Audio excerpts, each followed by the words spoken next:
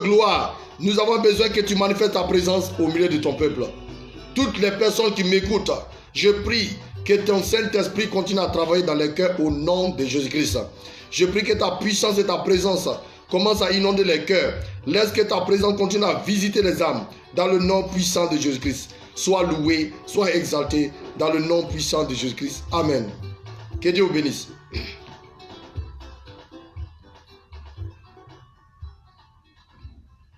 Je vous salue au nom de notre Seigneur Jésus-Christ, qui est le Seigneur de tout un chacun de nous. Je voulais me réjouir avec vous pour la grâce que Dieu nous accorde pour écouter sa parole. Parce que la Bible dit, vous connaîtrez la vérité et la vérité va vous affranchir. Nous avons abordé un thème concernant sur l'enseignement, intitulé la prière et les types de prière. La prière, les types de prière et comment prier pour que ta prière soit efficace. Nous allons voir, c'est une série d'enseignements qu'on va développer, peut-être ça peut nous prendre 5 jours, une semaine. Et pour les amoureux de la parole de Dieu, si vous aimez la parole de Dieu, vous pouvez écouter ces enseignements, écoutez aussi la rediffusion pour que la paix et la grâce du Seigneur soient avec vous. Alors nous avons parlé sur l'enseignement, nous avons défini ce que la prière, et nous avons dit que la prière, c'est la communion avec Dieu. C'est ce que nous avons dit. Et c'est dialoguer avec Dieu et avoir une communion avec lui. Et nous avons parlé aussi des types de prière. Et nous avons parlé de la prière de demande ou de supplication. Hier et avant-hier, nous avons détaillé. Et hier, on a touché la prière d'invocation.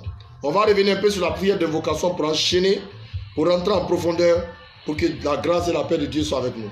Que Dieu nous bénisse.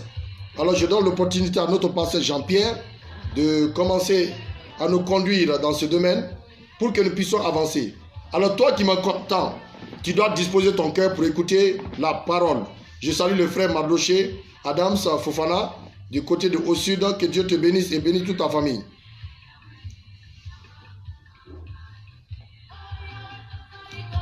Donc, les chrétiens mélangent la prière et ça fait que ça crée des problèmes. Donc, nous allons voir la prière d'invocation. On a vu la prière de supplication, voilà, ou de demande. Ça veut dire poser des requêtes à ce que tu demandes. Si tu as besoin d'un téléphone, il y a plusieurs marques de téléphone. Dis à Dieu, voilà ce que je veux. Tu as besoin d'argent. Il ne faut pas dire, j'ai besoin d'argent seulement, tu es limité là. J'ai besoin de francs guinéens, tel nombre de montants que j'ai besoin. Il faut être précis. On a dit que la prière doit être accompagnée par la foi et ainsi Dieu va t'exaucer. Et maintenant, nous avons vu la prière d'invocation. Hier, on a vu que c'est lorsque nous appelons Dieu pour des circonstances bien définies. Lorsque tu es en danger, lorsqu'il y a un cas où tu te sens en danger, où il y a un problème, on invoque Dieu pour descendre. Même les féticheurs invoquent les démons pour venir intervenir pour une situation. Vous voyez, non? Donc, on ne fait pas l'invocation à tout moment. On invoque Dieu pour des circonstances. Les choses les plus importantes. On peut rentrer en communion avec Dieu, mais pousser Dieu à descendre, à agir. Dieu ne se déplace pas pour les futilités, pour les choses que toi-même tu peux régler. Mais c'est des choses, quand le combat t'a dépassé. Il y a des combats, types de combats, tu ne peux pas mener toi seul. Tu as besoin du secours des gens de Dieu. Tu as besoin de la main invisible de Dieu, de travailler et de détruire les œuvres du diable. Lui-même, il a dit que le Fils de l'homme est apparu en fait de détruire les œuvres du diable. Jean l'a dit. Donc, il est très important que nous comprenions ces choses. Et nous allons voir quelques versets concernant la prière d'invocation. On va détailler et je pense que chacun d'entre vous sera béni et sera édifié. Que Dieu vous bénisse. Oui. Jérémie 29, verset 12. Il lit dans le livre de Jérémie. Le prophète Jérémie a parlé sur ce principe-là. Oui. Vous m'invoquerez. Il dit, vous m'invoquerez. Et vous partirez. Vous allez partir. Vous me prierez. Vous me prierez. Et je vous exaucerai. Donc ici c'est clair. 2 éléments. Vous me prierez. Vous m'invoquerez d'abord. Deuxièmement, vous me prierez et vous partirez. Donc la prière d'invocation est très importante. On invoque Dieu pour appeler pour une situation que Dieu intervienne. Et c'est important. Tu peux être dans un véhicule, il y a un accident qui se prépare. Dès que tu cries Jésus, il n'y a pas beaucoup de mots. C'est que tu es en train de l'invoquer à venir à ton secours. Et automatiquement, ça engage la bataille. Les gens qui sont auprès de toi pour te sécuriser. C'est comme ça que Dieu marche. Même dans le royaume de Satan, Satan n'a rien. Il n'a fait que copier Dieu. J'ai dit, ils ont la photocopie. Même les féticheurs, là, comment ils font? Ils font des invocations pour appeler, pour intervenir, c'est pour faire le mal. Mais nous, notre Dieu, si on l'invoque, c'est pour faire le bien. mais il fait le mal à nos ennemis. Nos ennemis qui cherchent à notre mort, qui cherchent à nous détruire, qui cherchent à détruire nos vies. Et c'est là que Dieu intervient par la prière d'invocation. Et c'est pourquoi, si un homme de Dieu, un enfant de Dieu est très fort dans la prière d'invocation, il connaît le moment qu'il faut invoquer Dieu. En ce moment, il interviendra. Les gens vont dire, mais pasteur, prophète est en train de mettre une doctrine ici. Ce n'est pas une doctrine que je dis. Je vous dis ce qui est vérifiable dans la Bible. Oui, vas-y. 1 Roi, chapitre 18, versets 36 à 38. Avec autorité, oui.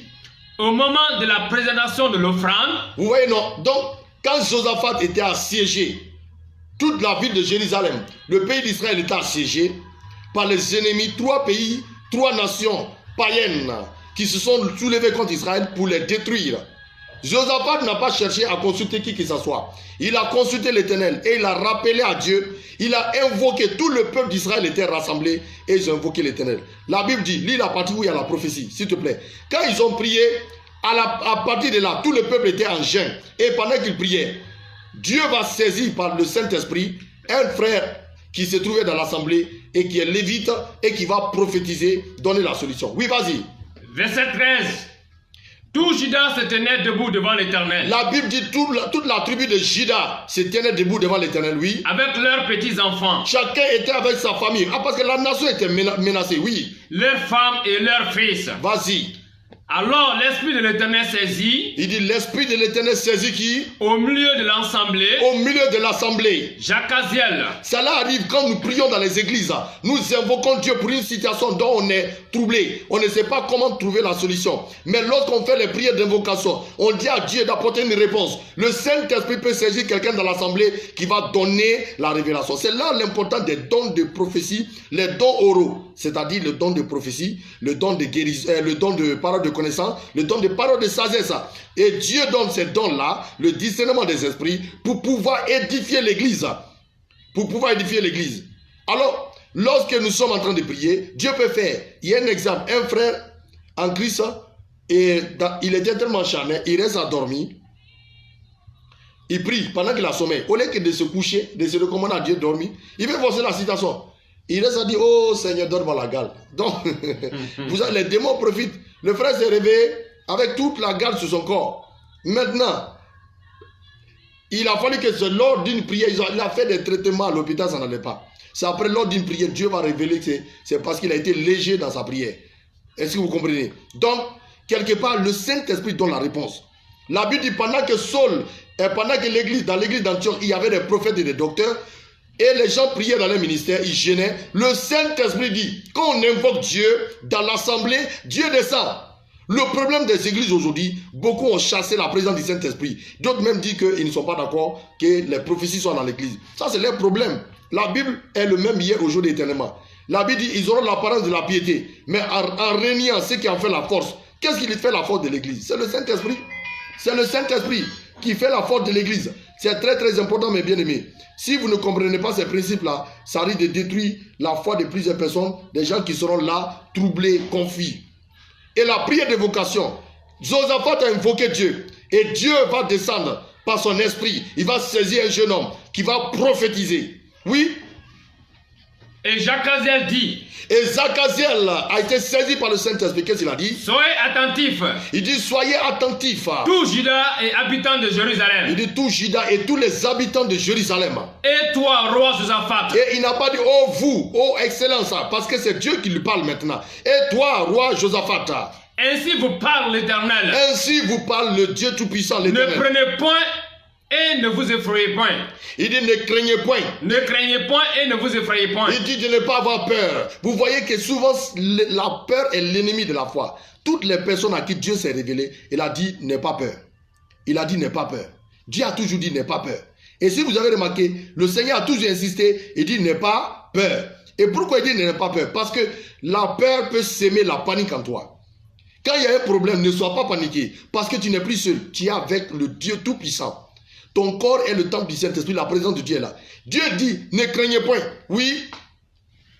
Ne craignez point. Et ne vous effrayez point. Il dit, et n'ayez pas peur. Devant cette multitude nombreuse. Devant cette multitude nombreuse. Aujourd'hui, tes ennemis sont très nombreux. Israël s'est trouvé assiégé par 3 nations. Tu as des ennemis de gauche à droite. Les démons de ta famille, les sorciers de ta famille, les esprits de ton village, les esprits de ton quartier. Il y a des problèmes. Le diable envoie les attaques de tous les côtés. Tu sors d'un problème, quand tu te réveilles, tu penses que ton ministère, ça va aller. Tu te retrouves dans un autre problème. Il y a des afflictions, l'oppression de tous les côtés. Mais laisse-moi te dire, ces gens-là étaient là, ils ne savaient pas à quel sens se vouer. Mais ils se sont confiés à l'Éternel. Et ils ont invoqué Dieu. Dieu va intervenir. Et ce soir, tu vas invoquer Dieu et Dieu descendra dans ta vie au nom de Jésus-Christ. Tu invoqueras l'Éternel là, dans ta vie, dans ton foyer, dans ton ministère, dans tous les paramètres de ta vie. Et le ciel sera ouvert pour toi. Celui qui dira Amen 3 fois que le Seigneur accomplit cela dans ta vie au nom de Jésus-Christ. Donc, il dit ici, Dieu parle clairement, il dit, ne craignez point. Ne craignez point, oui. Car ce ne sera pas vous qui combattrez. Dans la prière d'invocation, ce n'est pas toi qui combats. Parce que c'est un combat qui dépasse tes limites. Tu ne peux pas combattre dans le spirituel, c'est l'autorité que tu peux prendre dans le spirituel. C'est les gens qui livrent le combat pour toi. Tu parles et ils exécutent. Donc c'est la guerre des esprits, ce n'est pas la guerre de la chair. C'est que Paul dit, nous n'avons, dans Éphésiens chapitre 6, nous n'avons pas lutté contre la chair et le sang, mais contre les esprits dominateurs, les principautés et les esprits méchants dans les lieux célestes. Ça veut dire que ce n'est pas une guerre qui est physique. Tu as affaire qu'avec un esprit qui est un ennemi qui est invisible, qui se déplace à la vitesse de la pensée. Vous voyez ça? Donc, Dieu a intervenu et Dieu va le dire, ne craignez point. Cette fois-ci-là, ce n'est pas vous qui allez combattre, c'est moi-même. Il y a des combats, c'est toi qui dois livrer. Mais dans ce cas-là, on invoque Dieu pour des situations où vraiment toi-même tu sais que tu es limité. C'est-à-dire humainement, psychologiquement, sur le plan sentimental, sur tous les plans, tu sens que vraiment tu es limité. Et tu n'as pas de réponse. C'est là que Dieu doit intervenir. C'est important. L'église doit comprendre cela. Et c'est très très important. Oui, vas-y. Car ce ne sera pas vous qui combattrez. Dieu dit ce ne sera pas vous qui allez combattre. Aujourd'hui, beaucoup de personnes comptent sur leurs forces pour combattre. Mais laisse Dieu faire le combat. Aujourd'hui, tous les sorciers de ta famille, les démons de ta famille, par la grâce de Dieu, la puissance de Dieu va les localiser. Et tous ces démons seront rejetés, seront projetés loin de ta vie, loin de ton foyer, loin de ton ministère, loin de tes enfants, de tes projets. Dans le nom de Jésus-Christ, je libère l'onction du Saint-Esprit, l'onction de la parole. La Bible dit que sa parole ne sort pas et ne revient pas, lui sans accomplir sa volonté. Si tel est ainsi, je déclare la libération dans ta vie ce soir. Dans le nom de Jésus-Christ de Nazareth.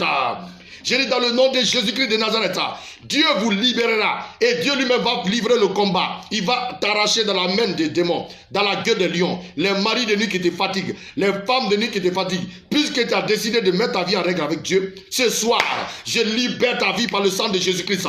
Je libère ta vie par le nom de Jésus-Christ. La Bible déclare dans Colossiens 2,14 qu'il a effacé l'acte dont les ordonnances nous condamnaient et qui subsistait contre nous. Il a dépouillé publiquement en triomphant d'elle à la croix du Calvaire. Ce soir, sois libéré au nom de Jésus-Christ. Jésus-Christ a tout payé à la croix. Tu n'as plus le droit de souffrir ces choses. Ce ne sera pas vous qui combattrez. Il dit, ce ne sera pas vous qui combattrez. Ce sera Dieu. Oui. Demain, descendrez contre eux. Ils vont monter par la colline de Sith. Et vous les trouverez à l'extrémité de la vallée. Dans la prière de combat, dans la prière d'invocation, Dieu donne la précision dans le combat. Beaucoup de gens se lèvent, ils font des combats. Quelle est la précision? Tu envoies les balles partout, mais c'est gaspillage. Il faut que quand tu dois attaquer, que la révélation soit claire. Dieu va montrer la stratégie de guerre que ces nations ont posée. Dieu dit, ils vont passer par telle colline. Dieu va révéler ça. Dieu va révéler ça. C'est très très important. Est-ce que vous comprenez? Donc, ces points-là sont très importants. Oui. Demain, descendez contre eux. Il dit demain, descendez contre eux. Ils vont monter par la colline de Sith. Et vous les trouverez à l'extrémité de la vallée. En face du désert de Jéruel. Vous n'aurez point à combattre à cette affaire. Présentez-vous. Tenez-vous là. Et vous verrez la délivrance que l'Éternel vous accordera. Il dit donc, allez-y dans cette guerre-là. Mais laissez Dieu faire le combat. Ce combat ne vous appartient pas. La Bible dit le combat ne m'appartient pas, mais le combat appartient à l'Éternel. C'est dans la prière d'invocation. Lorsque ta vie est assaillie de part et d'autre, les attaques viennent de tous les côtés. C'est là qu'il faut invoquer Dieu pour qu'il descende pour mettre fin au problème. Mais des fois, on veut se mettre à faire le combat. Tu passes des veillées de nuit. Et tu as fait veiller là. Ça t'a fait quoi? Parce que tu pries selon ton intelligence. Tu n'es pas dirigé par le Saint-Esprit. Or, la Bible dit que celui qui est conduit par l'Esprit est appelé fils de Dieu. Le Saint-Esprit a conduit Jésus dans le désert.